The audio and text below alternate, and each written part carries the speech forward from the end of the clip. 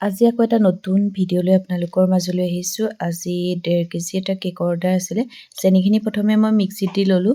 এতিয়া দিম আধা কেজিটোৰ কাৰণে ওপৰতো আধা কেজি দিম আৰু তলৰটো 1 কেজি দিম, 1.5 কেজি বনাম।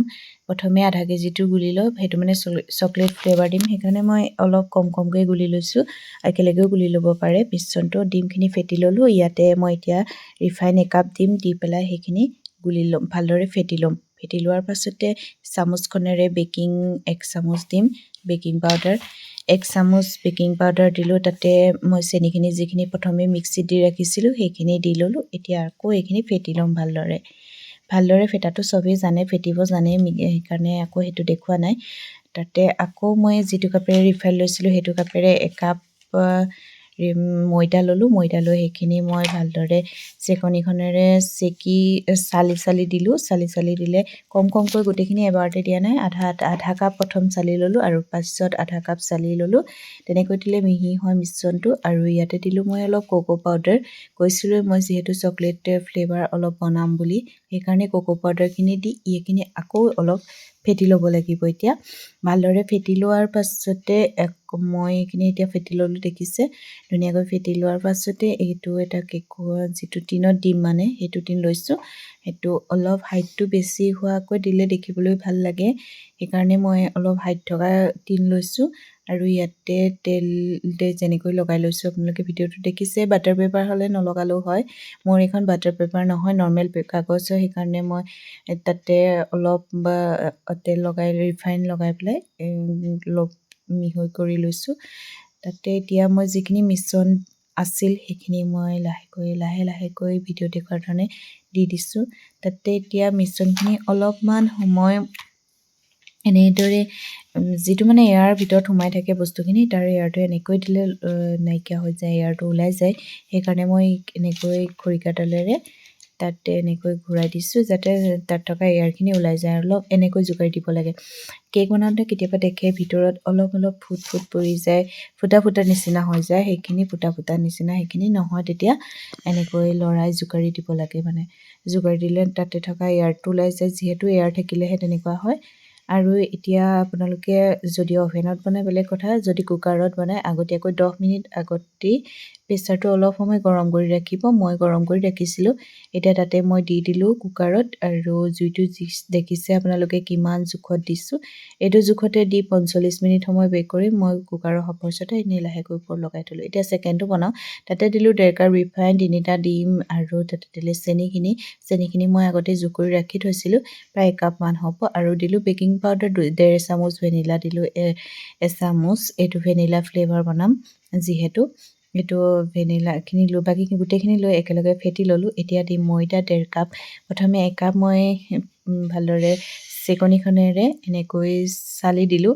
এনেকৈ দিলে মিহি হয়। এইবাৰ গোটেইখিনি বস্তু একেলগে কৰি দিছোঁ, এনেকৈও আপোনালোকে কৰিব পাৰে। মোৰ যেতিয়া লৰালৰি হয় মই এনেকৈ কৰোঁ। এইটো হৈ গ'ল ফাৰ্ষ্টটো, দেখিছে কি ধুনীয়াকৈ বেক হৈছে, বহুত ধুনীয়াকৈ হৈছে। এইটো ঠাণ্ডা হ'বলৈ দি এইটো উঠাই দিলোঁ।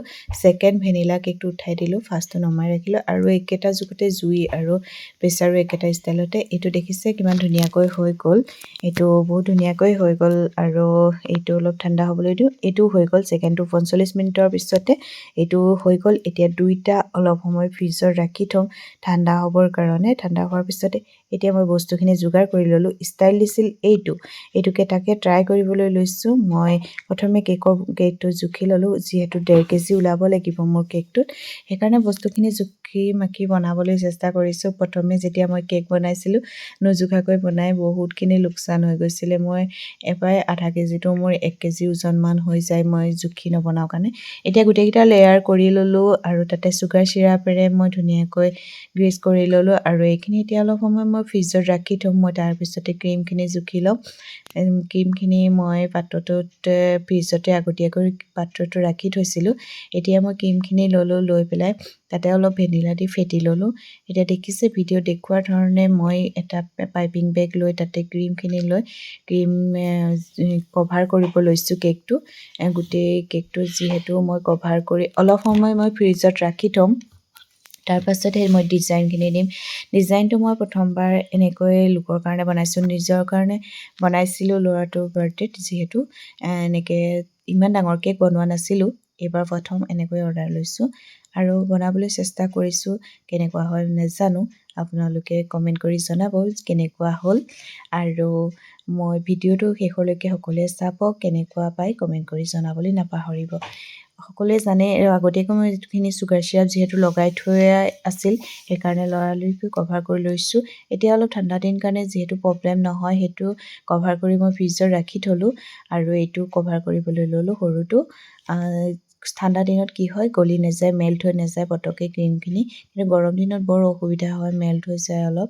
সেইকাৰণে এতিয়া মই একেবাৰে লাষ্টৰ যিটো লেয়াৰ থাকে সেইটো একেবাৰে ওপৰত দিওঁ, তেতিয়া কি হয় সমান হয় কেকটো। এতিয়া এইটো দি পেলাই তাতে ক্ৰীমে কভাৰ কৰি ল'লোঁ আৰু ধুনীয়াকৈ কভাৰ কৰাৰ পিছত দুইটা কেক অকণমান সময় মই 1 ঘণ্টা 1.5 ঘণ্টাৰ কাৰণে ফ্ৰিজত ৰাখি থ'লোঁ। ফ্ৰিজত ৰখাৰ পাছতে এতিয়া মই আকৌ ক্ৰীমখিনি ফেটি ল'লোঁ এইটো ডিজাইন বনাবলৈ। যিহেতু পিংক কালাৰ লাগিব, গোটেইটো পিংক কালাৰ হয়, মই ডাৰ্ক পিংক বনাব নোৱাৰিলোঁ, মানে হট পিংকটো বনাব নোৱাৰিলোঁ। এতিয়া লাইট পিংকেই হ'ল মোৰ হট পিংকৰ কালাৰটো। কোনোবাই জানে যদি কমেণ্ট কৰি জনাব কি কৰিলে হট পিংক কালাৰটো বনাব পাৰি। আৰু এইটো মই কভাৰ কৰিব ল'লোঁ পিংক কালাৰে ধুনীয়াকৈ।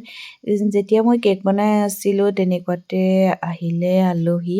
মই মাজৰকণ অকণমান ভিডিঅ' কৰিবলৈ মোৰ অসুবিধা হ'ল, যিমানখিনি পাৰিলোঁ কৰিলোঁ। ডিজাইনটো এনেকৈ কাষৰখিনি বনাই গ'লোঁ, ফটোকপিতে চাই মই ডিজাইনটো কৰিবলৈ চেষ্টা কৰিলোঁ। যিহেতু হাৰ্ট শ্বেপ এটা আছিলে, সেইটো হাৰ্ট শ্বেপৰ এটা মোৰ কুকি কাটাৰ আছিলে, কুকি কাটাৰটোৱে দি আৰু মই ষ্টাইলটো বনাবলৈ গ'লোঁ। মই ভাবোঁ মোৰ ষ্টাইলটো যিমানখিনি পাৰোঁ চেষ্টা কৰিলোঁ। আপোনালোকে কমেণ্ট কৰি জনাব কেনেকুৱা হ'ল। যিহেতু কেকটো তল কেক আছিলে সেইকাৰণে এইটো দিলোঁ। আপোনালোকেও কমেণ্ট কৰি জনাব কেকটো মই পাৰিলোঁ নে নোৱাৰিলোঁ, এনেকুৱা হ'ল। আৰু দুটা মই পেকেট লৈ পেলাই এনেকৈ কভাৰ কৰি দিলোঁ, এনেকৈ পেকেটটো পেকিং কৰি দিলোঁ, যিহেতু মোৰ ডাঙৰ নাছিল। ভিডিঅ'টো চোৱাৰ বাবে ধন্যবাদ সকলোকে।